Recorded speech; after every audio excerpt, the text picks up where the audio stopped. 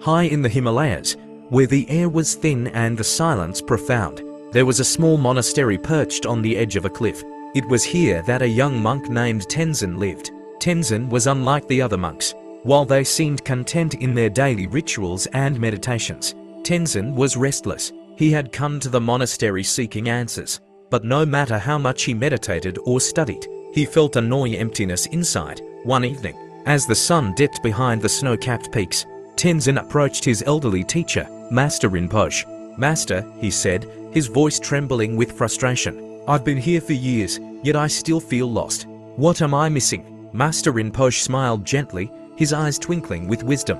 "Tenzin," he said, "tomorrow, you will begin a task. Every morning, you will carry a stone up the mountain and return it to the monastery by sunset. You will do this for 30 days. Tenzin was puzzled. "What is the purpose of this task, Master?" "You will understand in time," Rinpoche replied. The next morning, Tenzin was given a large, jagged stone.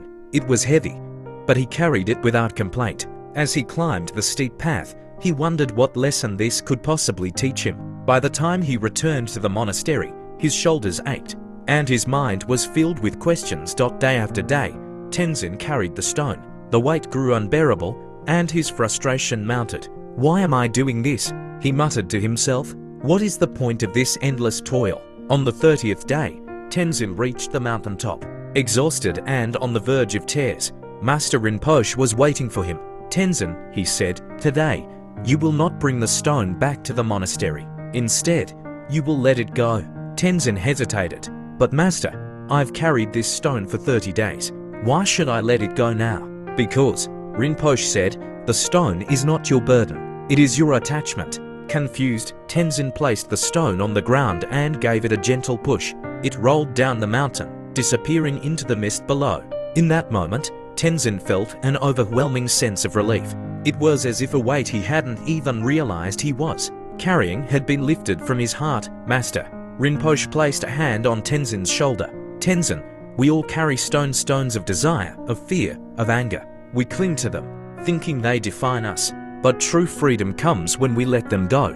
Tenzin's eyes filled with tears as he understood. The stone was a metaphor for all the things he had been holding onto: his need for answers, his fear of failure, his longing for something more. By letting it go, he had found peace. Word of Tenzin's experience spread beyond the monastery. People from nearby villages came to hear his story, and soon it traveled across the world. They too began to reflect on the stones they were carrying: material possessions, grudges, regrets, and found the courage to let them go. Years later, Tenzin became a teacher himself. He would often tell his students, "The path to happiness is not about accumulating more, but about releasing what no longer serves you. Let go, and you will find freedom." And so, the lesson of the stone became a timeless reminder. True peace lies not in what we hold on to, but in what we are brave enough to release.